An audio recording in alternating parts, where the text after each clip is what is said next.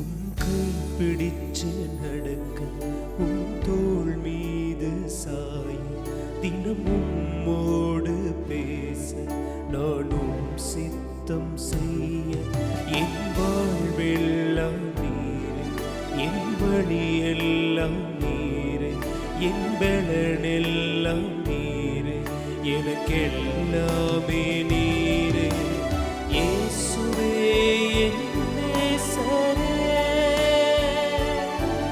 என் வாலிபம் உமக்காகவே.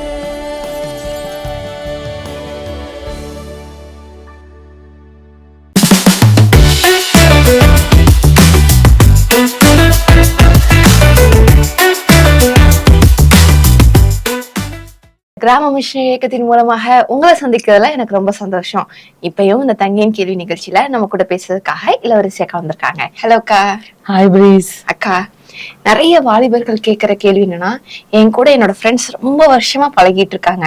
ஆனா அந்த வாலிப வயசுல அவங்க ஆண்டருக்கு பிடிக்காத சில காரியங்களை பண்றாங்க. என்னால அவங்களோட இணைஞ்சு அந்த காரியத்தை செய்யவும் முடியல, அவங்க ஃப்ரெண்ட்ஷிப்பை கட் பண்ணவும் முடியல அப்படின்னு சொல்லி கேள்வியோட இருக்காங்க. இப்படிப்பட்ட வாலிபர்களுக்கு நீங்க என்ன சொல்ல விரும்புறீங்கக்கா? கண்டிப்பா எல்லாத்துலயும் நம்ம வேதத்தை தான் நம்ம முக்கியத்துவப்படுத்துவோம். சங்கீதம் 1:1 சொல்லப்பட்டிருக்கு, துன்மார்க்கருடைய ஆலோசனையில் நடவாமலும் பரியாசக்காரர் உட்காரும் இடத்தில் உட்காராமலும் தேவனுடைய வேதத்தில் பிரியமா இருக்கணும். அப்ப ஆண்டவர் சொல்றார், துன்மார்க்கரர் பரியாசக்காரர் இவங்களுடைய வழியில நிக்காத உட்காராத நடவாதேன்னு ஆண்டவர் சொல்றாரு. நம்ம லோத்தான எடுத்துட்டோம்னா, அவங்க குடியிருந்த இடம் ரொம்ப பொல்லாத மக்கள். ஆனா அங்க போய் குடியிருந்தாங்க. ஆண்டவர் நிறைய சிக்ஷைகள் மூலமா அதை உணர்த்தினாரு. ஆனா அந்த அண்ணன் அந்த இடத்த விட்டு அவர் மாறவே இல்லை, அதே இடத்துல இருந்தாரு. அவங்களுக்கு அந்த வசதியா இருந்தது. ஆனா என்ன ஆச்சு, நாட்கள்ல தன் மனைவி இழந்து போனாரு. அப்ப நம்ம ஃப்ரெண்ட்ஸுக்கு முக்கியத்துவம் கொடுத்தோம்னா நம்மளும் பாதிக்கப்படுவோம், நம்மளுடைய குடும்பம் பாதிக்கப்படும், நம்மளுடைய தலைமுறைகளுமே பாதிக்கப்படுவாங்க. நம்மளுக்கு ஐக்கியம் ரொம்ப முக்கியம். நம்ம பார்க்கறது, யார் கூட இருக்கிறோம், யாரோட அதிகமா பேசுறோம், அதுதான் நம்ம இருதயத்துக்குள்ள உண்டாகும். நம்மளை அறியாமையே அந்த பாவத்துக்குள்ளாக நம்ம இடம் கொடுத்துருவோம். அந்த ஆபத்து நமக்குமே வரும், ஆண்டவருடைய கோபமும் வரும். அதனால வர்ற விளைவுகளையுமே நம்ம சந்திக்க வேண்டியது இருக்கும். அப்ப எவ்வளவு பெரிய ஃப்ரெண்ட்ஸா இருக்கலாம், தவறான நபர்கள் அப்படின்னு நம்ம தெரிஞ்சிச்சுன்னா, ஒண்ணு அவங்களுக்கு வார்ன் பண்ணணும், அல்லது மனம் திரும்ப சொல்லணும்.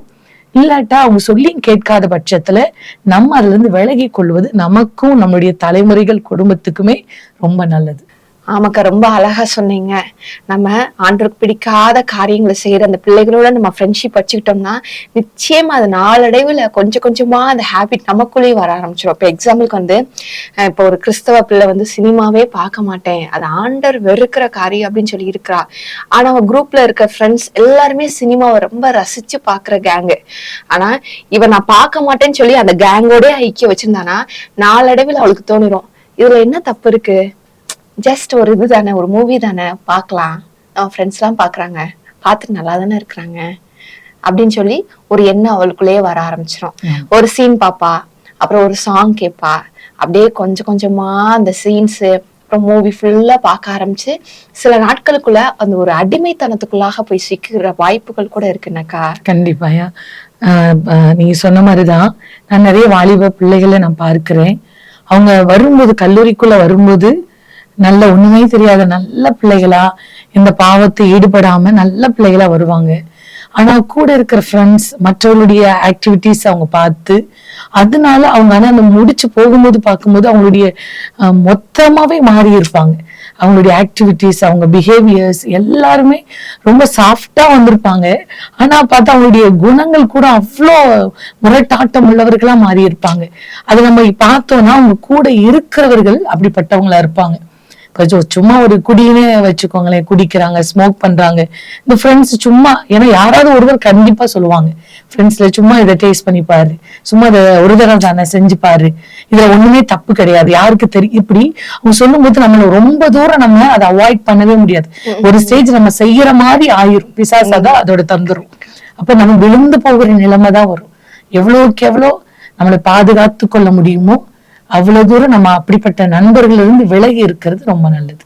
அதாவது இந்த வாலிப வயசுல யார் ரொம்ப அதிகமா ஆண்டவரோடு நெருங்கி இருக்கிறார், நல்லா ஜெபிக்கிறாங்க, பைபிள் வாசிக்கிறாங்க, ஆண்டவருக்கு பிரியமான காரியங்களை செய்யறாங்க, ஆண்டவர் இதை வெறுக்கிறாரு, இந்த காரியத்தை நான் செய்ய மாட்டேன்னு சொல்லி நிக்கிறாங்களோ அவங்களோட நம்ம ஐக்கியம், அதாவது ஒரு ஃப்ரெண்ட்ஷிப் வச்சுக்கிட்டா நம்ம ஒரு சேஃப் ஜோன்லயே இருப்போம்னு நினைக்கிறேன்க்கா. கண்டிப்பா அக்கா ரொம்ப அழகா சொன்னீங்கக்கா. இன்னைக்கும் உங்களோட வாழ்க்கையில இந்த வாலிப வயசுல நீங்க யார் கூட ஃப்ரெண்ட்ஷிப்ல இருக்கீங்கன்றது ரொம்ப முக்கியங்க. யார் ரொம்ப அதிகமா செபிக்கிறாங்க, வேதம் வாசிக்கிறாங்க, ஆண்டருக்கு பிரியமான காரியங்களை செய்யறாங்க, இது ஆண்டர் வெறுக்கிற காரியத்தை நான் என் வாழ்க்கையில நான் செய்ய மாட்டேன் அப்படின்னு சொல்லி ஒரு தீர்மானத்தோடு இருக்கிற பிள்ளைங்களோட நீங்க ஒரு ஐக்கியம், அதாவது ஒரு ஃப்ரெண்ட்ஷிப் வச்சுட்டீங்கன்னா நிச்சயமா உங்களோட வாலிப பிரயாரத்துல பரிசுத்தத்தை காத்துக்கொள்வீங்க, ஆண்டருக்கு பிரியமான மகனா நீங்க வாழ்வீங்க. அப்போ நிச்சயமா ஆண்டர் உங்களை குறிச்சு வச்சிருக்க பெரிய திட்டமும் நோக்கமும் நிச்சயம் நிறைவேறும். உங்க ஃப்ரெண்ட்ஷிப் ரொம்ப முக்கியங்க. இந்த வாலிப காலத்துல நீங்க யாரோட பழகுறீங்கன்றது ரொம்ப முக்கியம். நீங்க சூஸ் பண்றதுதாங்க இருக்கு. ஒவ்வொரு நாளும் நீங்க ஆண்டுகிட்ட ஜெபம் பண்ணுங்க. புது காலேஜ் போறீங்க, புது என்வாயன்மெண்ட்குள்ள நீங்க போறீங்கன்னா ஆண்டுகிட்ட ஜெபம் பண்ணுங்க. ஆண்டவரே இந்த இடத்துல எனக்கு ஒரு நல்ல ஃப்ரெண்ட்ஷிப் கொடுங்க, நல்ல ஒரு ஃப்ரெண்ட்ஸை கொடுங்க அப்படின்னு சொல்லி நீங்க ஜெபம் பண்ணும்போது நிச்சயமா ஆண்டவர் உங்களுக்கு ஒரு நல்ல ஃப்ரெண்ட்ஸை கொடுத்து உங்களை வழி நடத்துவாருங்க. அக்கா இப்பயும் இதை பார்த்து கொண்டு இருக்க ஒவ்வொரு வாலிபர்களுக்காக நம்ம ஒரு நிமிஷம் கண்களை மூடி ஜெபம் பண்ணுவோமா அக்கா? ஜெபிக்கலாம். அன்பின் பிதாவே, தகப்பனே, இந்த அருமையான வாலிப பிள்ளைகளுக்காக நாங்கள் ஜெபிக்கிறோம். தகப்பனே, இந்த பொல்லாத உலகத்துல அப்பா நல்ல நண்பர்களை அன்றைய அருமையான பிள்ளைகளுக்கு தரும்படியாய் ஜெபிக்கிறோம். ஆண்டவரே, கெட்ட பாவ பழக்கத்துல இருக்கிறவர்கள் இடத்திலிருந்து அருமையான பிள்ளைகளை தப்புவித்து காத்துக்கொள்ளும்படியாய் ஜெபிக்கிற ராஜா. தகப்பனே, பரிசுத்தமாய் வாழ எங்க பிள்ளைகளுக்கு உதவி செய்வீராக. இயேசுவின் நாமத்தில் பிதாவே, ஆமென்.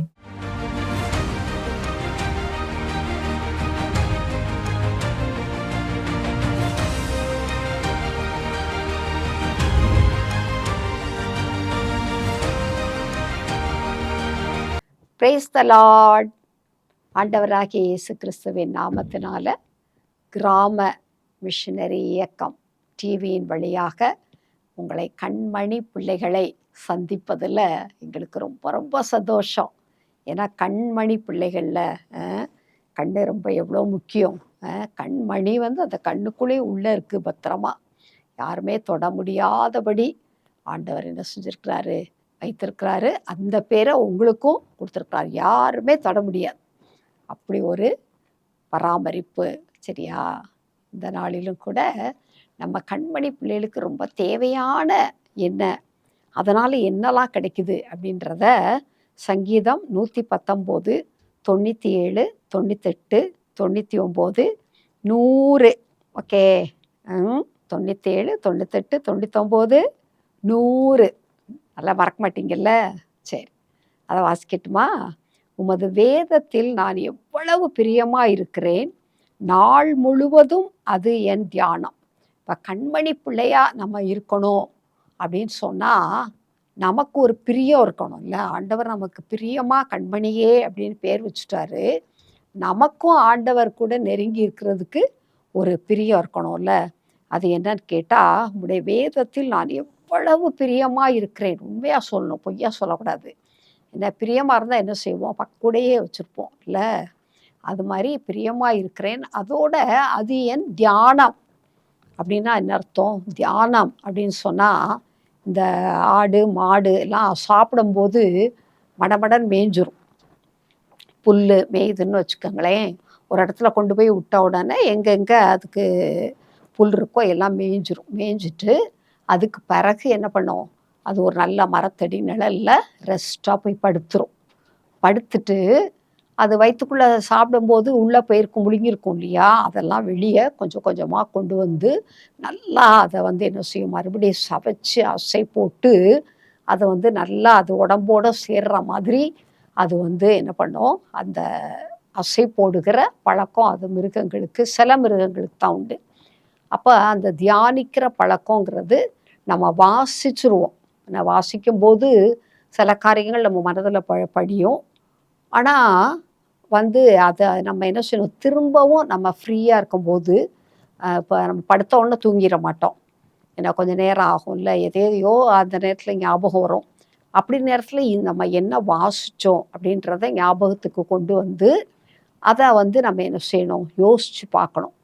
யோசித்து பார்க்கும்போது நமக்கு வேதம் என்ன சொல்லுதுன்னா, நீர் உம்முடைய கற்பனைகளை கைக்கொண்டு என்னை சத்துருக்களிலும் அதிக ஞானமுள்ளவனாக்குகிறீர், அவைகள் என்றென்றைக்கும் என்னுடனே இருக்கிறது.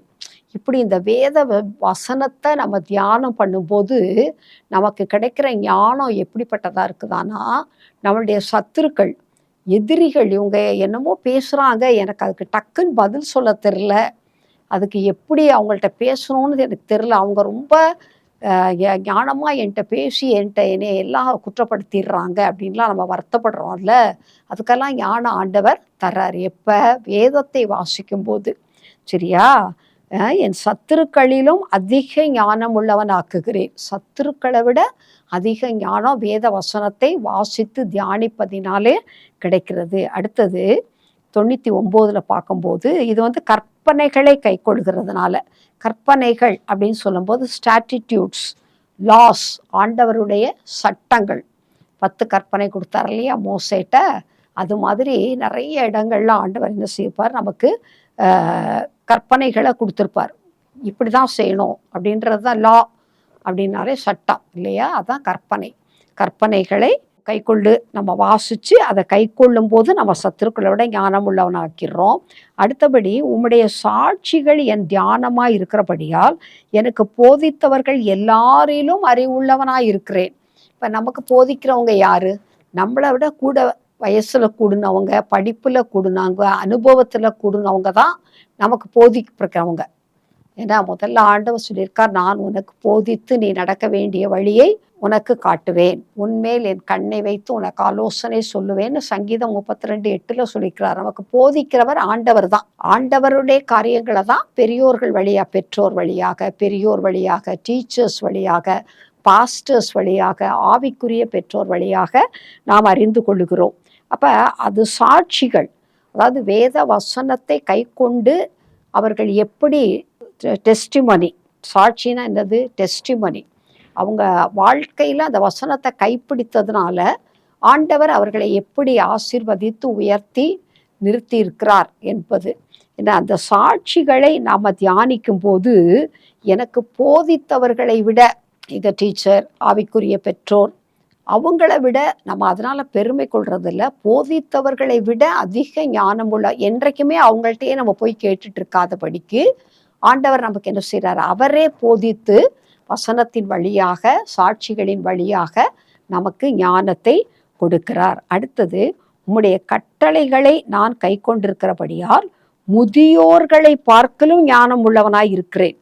பாருங்க, முதியோர்களிடத்துல யோபு 12வது அதிகாரத்தில் 12வது வசனத்தில் சொல்கிறாரு, ஞானம் யார்கிட்ட இருக்குமா, வயது முதிர்ந்தவர்கள்ட்ட தான் ஞானம் இருக்கும் அப்படின்னு. யோபு 12வது அதிகாரம் 12வது வசனம் நான் உங்களுக்காக வாசிக்கிறேன். அதில் அவர் ரொம்ப அழகாக அவருடைய அனுபவத்தில் அவர் எழுதியிருக்கிறாரு, முதியோரிடத்தில் ஞானமும் வயது சென்றவர்களிடத்தில் புத்தியும் இருக்குமே, அவரிடத்தில் ஞானமும் வல்லமையும் எத்தனை அதிகமாக இருக்கும், அவருக்குத்தான் ஆலோசனைகள் புத்தியும் உண்டு. ஆண்டவரை குறித்து சொல்கிறாரு. முதியோரிடத்துல ஞானம், வயது சென்றவர்களிடத்துல புத்தி. என்ன, ஆண்டவரிடத்துல ஞானமும் வல்லமையுமே அதிகமாக இருக்குதுங்கிறது யோபுடைய அனுபவம். சரியா? அப்போ உம்முடைய கட்டளைகளை நான் கை கொண்டிருக்கிறபடியால் முதியோர்களை பார்க்கிலும் ஞானம் உள்ளவனாக இருக்கிறேன். அப்போ முதியோர்களிடத்துல தான் என்ன சொல்கிறார், அவர் சொல்கிறாரு ஞானம் இருக்குது, வயது சென்றவங்கள்ட்ட தான் புத்தி இருக்குது. சிலர் பேசும்போது நமக்கு தெரியும், இந்த பிள்ளை பேசுகிறது எவ்வளோ மெச்சியோர்டாக இருக்குது, இந்த பிள்ளை நல்லா ஆண்டவரோட ஜெபித்து ஆண்டவர் பேசுகிறத கேட்டு புத்தி அடைந்திருக்குது. ஏன்னா எல்லாரோட போதிக்கிற தேவன் அவர் தானே. அவர் எப்படி போதிப்பார்? வசனத்தின்படி தான் போதிப்பார். வசனத்துக்கு புறம்பான எதையுமே ஆண்டவர் போதிக்க மாட்டார். அவர் சொல்லுகிற யார் நமக்கு புத்திமதி சொன்னாலும் அது கண்மணி பிள்ளைங்களா நீங்கள் அதை கவனிக்கணும், அது வசனத்திற்கு ஒத்ததாக இருக்கிறதா அப்படின்றத. அதுக்கு ஒத்ததாக இருந்தால் தான் அது சரியான ஆலோசனை, சரியான புத்திமதி.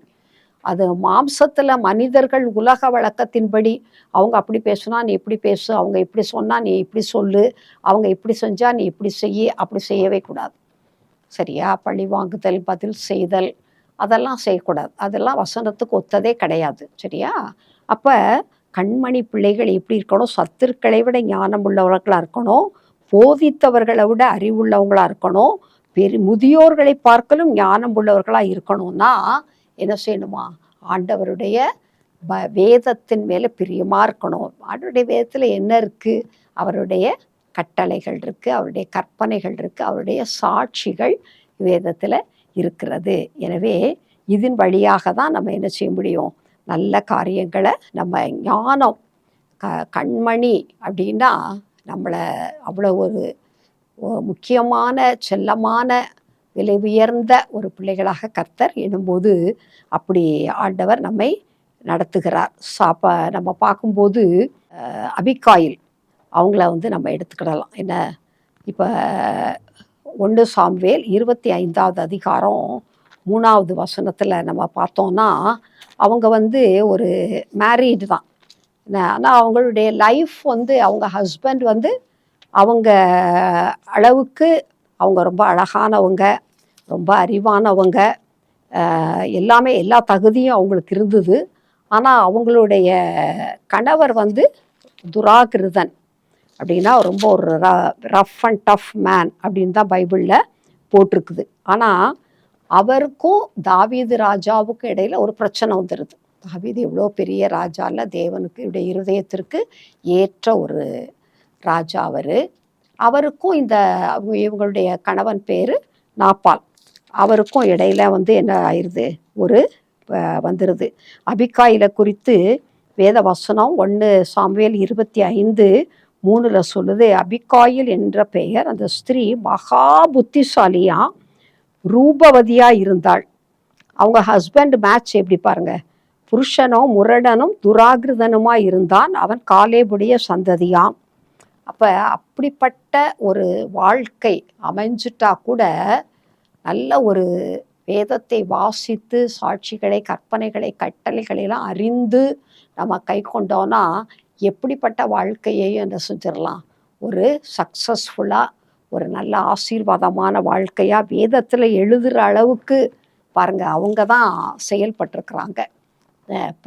ஒரு பிரச்சனை வந்துருச்சு. என்ன பிரச்சனை வந்துருச்சு? தாவீதுடைய மேய்ப்பர்களுக்கு அவர் வந்து சாப்பாடு, அவங்க பசியாக இருக்கிறாங்க, ஆகாரம் கேட்குறாங்க, வனாந்திரத்தில் கொடுக்க மாட்டேன்னு சொல்லிட்டார்.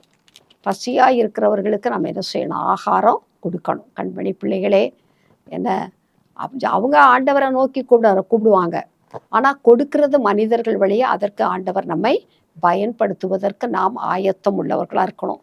பிரச்சனையை கேட்டுட்டாங்க. கேட்ட உடனே முதலாவது ஞானமாக எப்படி செயல்படுறாங்கன்னா, உடனே அவங்க என்ன செய்கிறாங்கன்னா 18வது வசனத்தில் அபிகாயில் தீவிரமாய் 200 அப்பங்களையும் 2 துருத்தி திராட்சை ரசத்தையும் சமையல் பண்ணப்பட்ட 5 ஆடுகளையும் 5 படி வறுத்த பயிற்றையும் வற்றலாக்கப்பட்ட 100 திராட்சை குலைகளையும் வற்றலான 200 அத்திப்பழ அடைகளையும் எடுத்து கழுதைகளின் மேல் ஏற்றி தன் வேலைக்காரரை பார்த்து, நீங்கள் எனக்கு முன்னே போங்கள், இதோ நான் உங்கள் பின்னே வருகிறேன் என்று சொல்லி அனுப்பினாள். தன் புருஷனாகிய நாபாலுக்கு அதை அறிவிக்கவில்லை. எவ்வளோ ஞானமாக, எவ்வளவு சரியா first thing to be done first. முதல்ல அவங்க பசியாக இருக்காங்க. தாவீதும் அவனோடு இருக்கிறவங்களும் வனாந்திரத்தில் பசியாக இருக்காங்க. பிரச்சனை வந்து முதல்ல வந்து வயிறு நிறைஞ்சிருச்சுனாலே பிரச்சனை 50% ஆஃப் ஆகிடும். ஏன்னா முதல்ல இவ்வளோ செஞ்சுருக்காங்க பார்த்தீங்களா, அவ்வளோ ஆட்கள், உதவி ஆட்கள்லாம் இருந்திருப்பாங்க. ஆனால் நல்லா தாராளமாக அவங்க சந்தோஷமாக சாப்பிட்டு அவங்க வயிறு நிறையிற மாதிரி மனசு அவங்களுக்கு குளிர்ந்துருச்சு, வயிறு குளிர்ந்துருச்சு, வயிறு நிறைஞ்சிருச்சு அப்படின்னு சொல்லுவோம்ல. ஈசாக்கு கூட சொல்லுவார், ஏசாட்ட நீ காட்டுக்கு போய் வேட்டையாடி கொண்டு வா, அது எனக்கு ரொம்ப பிடிக்கும், அதை நான் சாப்பிட்டுட்டு நான் உன்னை என்ன செய்வேன்? ஆசீர்வதிப்பேன்னு சொல்கிறார். பாருங்கள், வயிறு நிறையும் போது தான் மனதார என்ன செய்வாங்க? ஆசீர்வதிப்பாங்க வயோதிபர்கள். சரியா? அதனால் பெற்றோருக்கு நல்ல சாப்பாடு கொடுக்கணும். கண்மணி பிள்ளைகளே, என்ன டைமுக்கு கொடுக்கணும், நல்லா அவங்களுக்கு ஏற்ற சாப்பாடு கொடுக்கணும். சரியா? அவங்களே மாதிரி நினச்சிக்க கூடாது. வயசானால் அதில் சில ரெஸ்ட்ரிக்ஷன் ரிலாக்ஸேஷன்ஸ் எல்லாம் இருக்குது. டைம் கீப்பப் பண்ணணும் சரியா. அந்த மாதிரி அவர்களை நாம் கனம் பண்ண வேண்டும். இப்போ முதல்ல சாப்பாடு கொடுத்து அனுப்பிச்சிட்டாங்க. சரியா? சாப்பாடு கொடுத்து அனுப்பிச்சிட்டு அடுத்தபடியாக நீங்கள் முன்னால் போங்க, நான் பின்னால் வர்றேன்னு சொல்கிறாங்க. அப்போ அவங்க பின்னால் போய் தாவீது ராஜாவை சந்தித்ததுனால ஒரு பெரிய யுத்தமே நின்றுச்சு. என்ன, ஆண்டவர் வந்து தாவீதை அப்படிப்பட்ட ஒரு நல்ல ஆலோசனையினால காப்பாற்றுகிறாரு. என்ன, அவங்க போய் பேசுகிறாங்க, நீங்கள் என்ன செய்யக்கூடாது, நீங்கள் ஒரு பெரிய ராஜா, நீங்கள் ரத்தம் சிந்த கூடாது அப்படின்னு சொல்லிட்டுன்னு அவங்களோட பேசுகிறாங்க. பேசும்போது அவர் என்ன சொல்கிறாரு, இப்போ 32வது 1 சாமுவேல் 25:32 வசனத்தில், அப்பொழுது தாவீது அபிகாயிலை நோக்கி, உன்னை இன்றைய தினம் என்னை சந்திக்க அனுப்பின இஸ்ரவேலின் தேவனாகிய கர்த்தருக்கு ஸ்தோத்திரம். ஹல்லேலூயா. பாருங்க, சாப்பிட்டாங்க, நல்லா வயிறு நிறைய சாப்பிட்டுட்டாங்க. அப்புறம் இவங்க சந்திக்கிறாங்க. சந்திக்கும் போது தாவீது ராஜா மனசுலேருந்து சொல்கிறாரு, நீங்கள் இன்னைக்கு வந்து என்னை சந்திக்க ஆண்டவர் உதவி செய்ததற்காக ஆண்டவருக்கு ஸ்தோத்திரம். ஏன்னா நீ சொல்லிய யோசனை ஆசீர்வதிக்கப்படுவதாக. நான் இரத்தம் சிந்த வராதபடிக்கும் என் கையே பழி வாங்காதபடிக்கும் நீ இன்றைய தினம் எனக்கு தடை பண்ணினபடியால் நீயும் ஆசீர்வதிக்கப்படுவாயாக. பார்த்தீங்களா, தேவ ஞானம். என்ன, உலகத்தின் ஞானமும் இருக்குது, தந்திரம் இருக்குது, கெட்டிக்காரத்தனம் இருக்குது, சமத்து இருக்குது, என்ன வாய்த்திறமை இல்லைனாலுமோ என்னென்னமோ இருக்குது உலகத்தில். ஆனாலும் இங்கே பகிர்ந்து கொள்ளப்படுகிற வார்த்தை, இவங்க வந்து ஒரு ஆடு மேய்க்கிற ஒரு நாப்பாளுடைய மனைவி தான் தாவீது ராஜா. என்ன, ஆனால் அவர் சொல்கிறாரு, உங்களை சந்திக்க இன்னைக்கு ஆண்டவர் எனக்கு உதவி செய்திருக்கிறாரு. இந்த உதவி செஞ்சு நான் பழி வாங்காதபடிக்கு, ரத்தம் சிந்தாதபடிக்கு என்னை பாதுகாக்கிற நல் ஆலோசனை உங்கள் மூலமாக எனக்கு வந்துச்சுல்ல. அவர் பெரிய ராஜா, இவங்க சாதாரண ஒரு ஆடு மேய்க்கிறவருடைய மனைவி தான். ஆனால் பாருங்கள், இவ்வளோ ஞானமாக செயல்பட்டாங்கல்ல. காரணம் என்ன, தேவனோடு இருக்கிற உறவு, அவருடைய கற்பனை கட்டளை சாட்சிகளை அறிந்தவர்கள். இந்த சாட்சி தான் இன்றைக்கு நமக்கும் உபயோகமாக இருக்குது.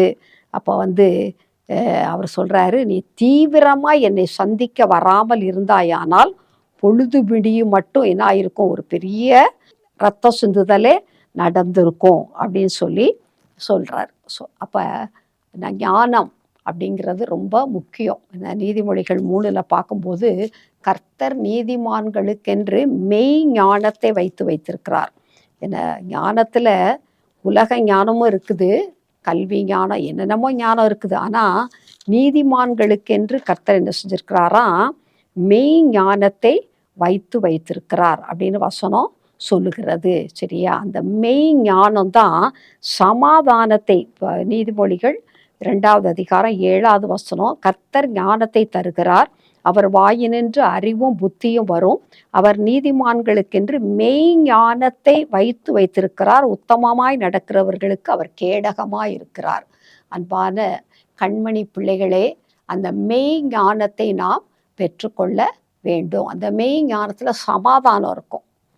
போட்டி பொறாமை, ஒருத்தர் கெடுக்கிறது, முன்னால் பின்னால், அந்த மாதிரி உலகத்தின் காரியமே இருக்காது. அது உண்மையாக இருக்கும். அது வந்து ஆண்டவருக்கு பிரியமாக இருக்கும். அது அநேக தீமைகளுக்கு அது பாதுகாப்பு, தீமையிலிருந்து ரட்சிக்கிறதற்கு அது நமக்கு பாதுகாப்பு கொடுக்கும். எனவே குடும்ப வாழ்க்கையில் அபிகாயிலும் நாப்பாலும் ரொம்ப வித்தியாசமானவங்க தான் கேரக்டரில். ஆனாலும் அப்போ அதனால் ஒத்தே வராது அப்படின்னு சொல்ல முடியுமா? இணைச்சது ஆண்டவர்னா அதை சரி செய்யவும் ஆண்டவரால் முடியும். சரியா, அதுக்காக தான், சரி செய்கிறதற்காக தான் ஆண்டவர் என்ன செய்திருப்பார், ஒரு வாய்ப்பு ஞானம் கொடுத்திருப்பார். எனவே நாம் என்ன செய்ய வேண்டும், சாட்சிகள், அவருடைய சாட்சிகள் இன்பமானவைகள். அப்போ தாவீது அந்த 119ஆம் சங்கீதத்தில் அவர் தான் அதெல்லாம் ரொம்ப என்ஜாய் பண்ணி நமக்கு எழுதி வச்சுட்டு போயிருக்கிறார். அவருடைய சாட்சிகள் ரொம்ப இன்பமானவைகள். அவருடைய வேதத்தை வாசித்து அதன்படி நம்ம நடந்தோன்னா நமக்கே சந்தோஷமாக இருக்குது. இப்போ அபிகாயில் திரும்பி போகும்போது எப்படி போயிருப்பாங்க, சந்தோஷத்தோடு போயிருப்பாங்க. பிரச்சனையோடு தான் வந்தாங்க, பயந்துக்கிட்டே வந்திருப்பாங்க. ஆனால் திரும்பி போகும்போது எப்படி போகிறாங்க, சந்தோஷத்தோடு போயிருக்கிறாங்க. உம்முடைய சாட்சிகள் எனக்கு இன்பமும் என் ஆலோசனைக்காரருமாய் இருக்கிறது. பாருங்கள், இந்த சாட்சியை கேட்கும்போது நமக்கு எப்படி இருக்குது, இப்படி இருக்கு அழகான பெண் ரூபவதி இப்படி ஒரு முரடன் துராகிருதனோட வாழ முடியுமா? முடியும். எப்போ ஞானமாக ஆண்டவருடைய சாட்சியின்படி செயல்படும் பொழுது, அவருடைய கட்டளை என்ன செய்யும், இதை செய் இதை செய்யாதே அப்படின்னு சொல்லும். என்ன, நோவா கர்த்தர் தனக்கு கட்டளையிட்டபடியெல்லாம் செய்தான். ஆதியாகமம் 6:22 7:5 வாசிச்சோன்னா, கர்த்தர் தனக்கு கட்டளையிட்டபடியெல்லாம் நோவா செய்தார். அப்போல்லாம் மழையே பெய்யலை, பெரிய கப்பலை செய்ய சொன்னார் ஆண்டவர். ஆனாலும் செய்தார். ஏன்னு கேட்டால் அது என்ன மரம்னு சொல்லிட்டாரு, நீளம் அகலம் உயரம் எல்லாமே சொல்லிட்டாரு. சுற்றி இருக்கிறவங்க எல்லாரும் உதவியும் செஞ்சாங்க, கேலியும் பண்ணாங்க. ஆனால் நோவா என்ன செய்யலை, கர்த்தர் கட்டளையிட்டார், அதனால் நான் என்ன செய்வேன், அதை செய்வேன் என்று சொன்னார். கற்பனைகள் என்ன, ஆண்டவருடைய கற்பனைகள் விலையேற பெற்றது. நமக்கு அது தெரிகிறதுனால தான் நம்ம தேவ பிள்ளைகள், கண்மணி பிள்ளைகள் அப்படின்னு நமக்கு இந்த சட்ட புஸ்தகம் முழு உலகத்துக்கும் உரியது இல்லை, கிறிஸ்தவர்களுக்கு மாத்திரமல்ல, முழு உலகத்திற்கு. யாருக்கெல்லாம் பிரச்சனை இருக்குதோ, யாரெல்லாம் நல்ல ஆண்டவருடைய பிள்ளைகளாக வாழணும்னு நினைக்கிறோமோ, அவர்களெல்லாம் இதை வாசிச்சா போதும். சரியா? அப்போ ஆண்டவர் நியாயப்பிரமாணத்தை, மோசேயை மட்டும்தான் மலை மேலே வரணும்னு சொன்னார். ஆண்டவர் அந்த கட்டளைகளை என்ன செஞ்சார், அவருடைய கையாலேயே அந்த கற்பலகையில் எழுதி கொடுத்தார். அப்போ அது விலையேற பெற்ற ஒரு வார்த்தை. எனவே அவருடைய கற்பனை, அவருடைய சாட்சி, அவருடைய கட்டளைகளின் வழியாக நாம் நடந்து கண்மணி பிள்ளைகளாக நமக்கு போதித்தவர்கள், முதியோர்கள், நம்முடைய சத்துருக்களை காட்டிலும் ஞானமுள்ள ஒரு வாழ்க்கை வாழ கர்த்தர் உதவி செய்வாராக. ஜெபிப்போமா. அன்பின் பரலோக பிதாவே, ஆசீர்வதிக்கப்பட்ட அந்த நாளுக்காக நன்றி. கர்த்தருடைய வேதத்தின் மேலே பிரியமாக இருந்து அதை தியானம் பண்ண ஆண்டவரே நீங்கள் கிருபை செய்யும்படி, அந்த தியானிக்கிறவர்களுக்கென்று ஒரு ஞாபக புஸ்தகம் வச்சுருக்கிறீங்களே, அதில் ஆண்டவரே பெயர் எழுதப்பட கிருபை தாங்க. வாழ்க்கையை ஆசீர்வதித்து கட்ட உதவி செய்யுங்க. இயேசு கிறிஸ்துவின் மூலம் ஜெபிக்கிறோம் அன்பின் பரலோக பிதாவே, ஆமென்.